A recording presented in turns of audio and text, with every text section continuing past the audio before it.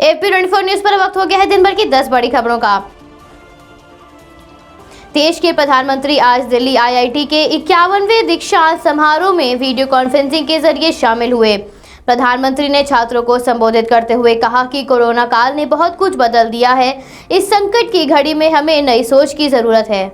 छात्रों के पास आज तकनीक सीखने का मौका है। कृषि और स्पेस क्षेत्र में भी नई संभावनाएं सामने आ रही हैं। प्रधानमंत्री ने छात्रों को संबोधित करते हुए कहा कि आपका मकसद समाज को आगे ले जाने और उसकी भलाई के लिए होना चाहिए। नई शताब्दी में नए संकल्प और नए कानून लागू होने चाहिए। इस समारोह में स्नातक विषयों में टॉप करने वाले छात्रों को राष्ट्रपति स्वर्ण पदक दिया गया। उत्तर प्रदेश के मुख्यमंत्री ने जिले में बिजली व्यवस्थाओं को और अच्छा बनाने के लिए 5 कालिदास मार्ग स्थित लखनऊ स्थित आवास को 217.77 करोड़ रुपए की योजनाओं की सौगात दी।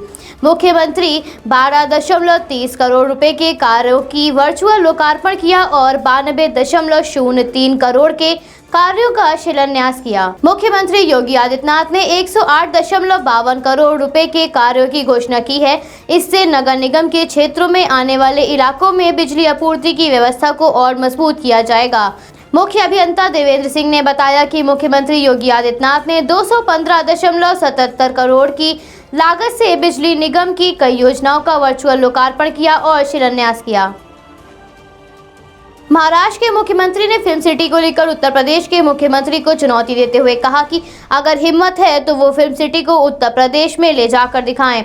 गुरुवार को मुख्यमंत्री उद्धव ठाकरे ने एक बार फिर से योगी आदित्यनाथ पर निशाना साधा। मुख्यमंत्री उद्धव ठाकरे ने कहा कि बॉलीवुड में हो रही समस्याओं को दूर करने के लिए हमारी सरकार काम करेगी। जिस भूमि पर दादा साहब फाल्के ने फिल्म निर्माण की शुरुआत की थी, उस जगह पर मैं किसी प्रकार की कमी नहीं होने दूंगा। उद्धव ठाकरे ने फिल्म सिटी को आधुनिक सुविधाएं मुहैया कराने का भरोसा भी दिलाया। योगी आदित्यनाथ के कुछ समय पहले उत्तर प्रदेश में बड़ी फिल्म सिटी बनाए जाने के मुद्दे पर शिवसेना और बीजेपी के बीच तनाव चल रहा है।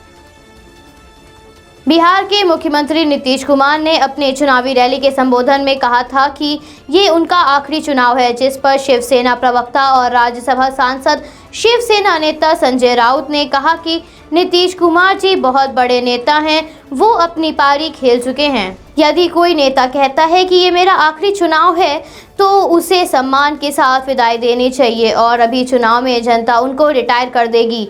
बिहार की जनता इस विदाई के मौके का इंतजार कर रही थी। हज कमेटी ऑफ इंडिया ने हज एक्शन प्लान जारी करते हुए कहा कि बिना मेहरम के हज जाने वाली महिलाओं के लिए 500 सीटें आरक्षित की जाएंगी। महिलाओं को 3-3 के ग्रुप में रवाना किया जाएगा। ऑनलाइन आवेदन 7 नवंबर से 10 दिसंबर तक भर सकेंगे। कोरोना महामारी के मद्देनजर 18 से कम और 65 वर्ष से ऊपर के बुजुर्ग आज़मीनों को हज यात्रा पर जाने की अनुमति नहीं दी जाएगी। भारत में कोरोना के घटते हुए मामलों में एक बार फिर से वृद्धि देखने को मिली है। केंद्रीय स्वास्थ्य एवं परिवार कल्याण मंत्रालय से प्राप्त जानकारी के अनुसार पिछले 24 घंटों में कोरोना संक्रमण के 50,357 मामले सामने आए हैं, तो वहीं 670 लोगों की मौत हो गई है और 4,141 लोगों ने इस महामारी को मात दी है, जिससे देश में अब तक कुल कोरोना संक्रमितों का आंकड़ा 84,62,081 हो गया है। तो वहीं अब तक कुल 1,25,565 लोगों की इस महामारी की चपेट में आने से मौत हो गई है। पिछले 24 घंटों में 53,920 लोग ठीक हुए हैं। इस समय देश में एक्टिव केसेस की संख्या 5,16,632 है। वास्तविक नियंत्रण रेखा पर तनाव की स्थिति को कम करने के लिए भारत और चीन के बीच 8वें दौर की सैन्य स्तर की बैठक 10 घंटे तक चली। भारत की अगुवाई commander lieutenant general PGK Menon ने की थी। 8वें दौर की बैठक भी पिछले 7 दौर की बैठकों की तरह रही। इसमें भी किसी ठोस रोड मैप पर सहमति नहीं बनी। इस बैठक में तनाव की स्थिति को कम करने और विशेष प्रतिनिधि स्तर पर नए सिरे से वार्ता शुरू होगी। हालांकि इस बैठक में दोनों पक्ष इस बात पर सहमत हुए हैं कि सीमा पर तनाव कम करने के लिए वास्तविक नियंत्रण रेखा से सेनाओं को पीछे हटाए बिना दूसरा और कोई रास्ता नहीं है। पीछे हटने की शर्तों को लेकर दोनों कमांडर अड़े हुए हैं। हालांकि अभी तक इस बैठक को लेकर कोई औपचारिक बयान जारी नहीं किया गया है। पाकिस्तान ने पूंछ जिले के मनकोट सेक्टर में एक बार फिर से देर रात 2:30 बजे से सीज फायर का उल्लंघन किया। पाकिस्तान ने मनकोट सेक्टर में नियंत्रण रेखा पर मोर्टार के साथ छोटे हथियारों से गोलाबारी की। पाकिस्तान की नापाक हरकत का बीएसएफ के जवानों ने मुंह तोड़ जवाब दिया। इससे पहले गुरुवार की रात भी पाकिस्तान ने 7 घंटों तक भारतीय सेना की चौकियों को निशाना बनाते हुए गोलाबारी की थी। पाकिस्तान की 25 चिनाब रेंजर्स ने पप्पूचक पोस्ट से रात 10 बजे से लेकर सुबह 5 बजे तक गोलाबारी की थी। तो वहीं अब अगर नौसेना की बात करें तो बंगाल खाड़ी में भारत, अमेरिका, जापान और ऑस्ट्रेलिया का नौसैनिक अभ्यास पूर्ण हो गया है। ये अभ्यास 2 चरणों में आयोजित किया जा रहा है। पहले चरण का अभ्यास नौसेना की ईस्टर्न फ्लीट के रियर एडमिरल संजय वात्स्यायन के नेतृत्व में हुआ। अब दूसरे चरण का अभ्यास 17 से 20 नवंबर को अरब सागर में आयोजित किया जाएगा। इसरो आज PSLV C-49 के जरिए 10 सैटेलाइट को लॉन्च करेगा, जिसमें से 9 अंतर्राष्ट्रीय हैं, लेकिन एक भारत का अर्थ ऑब्जर्वेशनल सैटेलाइट EOS-01 है। 10 सैटेलाइट्स में से एक भारत की, एक लिथुआनिया, लक्समबर्ग के 4 और अमेरिका के 4 सैटेलाइट हैं। कोरोना काल के चलते ये भारतीय अंतरिक्ष अनुसंधान संगठन का 2020 में पहला अंतरिक्ष मिशन है। अर्थ ऑब्जर्वेशनल सैटेलाइट अर्थ ऑब्जर्वेशनल रिसर्च सैटेलाइट की एडवांस सीरीज है, जो बादलों के बीच से पृथ्वी की तस्वीर खींच सकता है। अमेरिका के राष्ट्रपति डोनाल्ड ट्रंप ने अपने प्रतिद्वंदी जो बिडेन पर गलत तरीके से राष्ट्रपति पद का दावा करने के लिए उनके खिलाफ कानूनी कार्रवाई की चेतावनी दी है। अभी अमेरिका में मतगणना जारी है। इस दौरान ट्रंप ट्विटर पर सक्रिय नजर आ रहे हैं। ट्रंप ने ट्वीट के जरिए अपने प्रतिद्वंदी जो बिडेन को कहा कि जो बिडेन को राष्ट्रपति के कार्यालय पर गलत दावा नहीं करना चाहिए। मैं भी वो दावा कर सकता था। कानूनी कार्रवाई अभी शुरू हो रही है। प्राप्त जानकारी के अनुसार बिडेन को 264 इलेक्टोरल वोट मिले हैं, तो वहीं ट्रंप को 213 इलेक्टोरल वोट हासिल हुए हैं।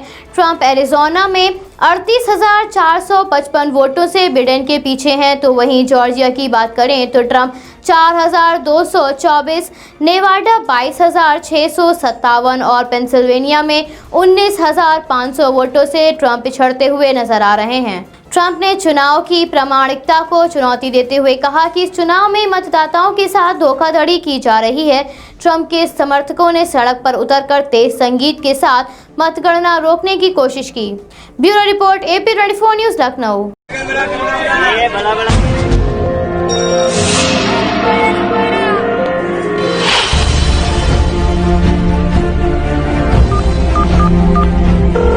नमस्कार, वुमेन हेल्पलाइन में आपका स्वागत है। हम आपकी क्या सहायता कर सकते हैं? मैम, मैं रेणुका बोल रही हूँ। एक लड़का ऐसे लेके मेरा पीछे कर रहा है। मैम प्लीज कुछ करिए, मैम प्लीज कुछ करिए। ओके मैम, आप परेशान मत होइए, आपको तुरंत सहायता पहुँच रही है। मैम प्लीज लाइन पर बने रहिएगा। मैंने आपकी लोकेशन को ट्रैक कर लिया है।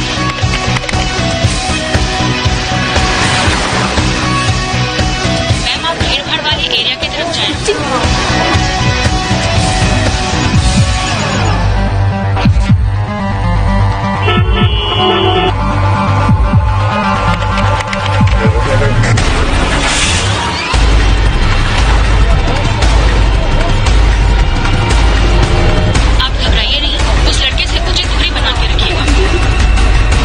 मौके पर पुलिस सहायता पहुंच रही है।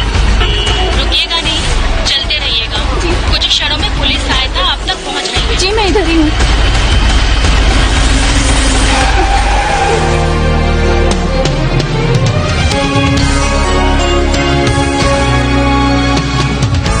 विमेन पावर लाइन 1090, नारी सुरक्षा की ओर बढ़ते कदम। सब्सक्राइब कीजिए हमारे न्यूज चैनल को और बेल आइकन को प्रेस करना ना भूलें, ताकि हमारे नए वीडियोस का नोटिफिकेशन आपको मिलता रहे।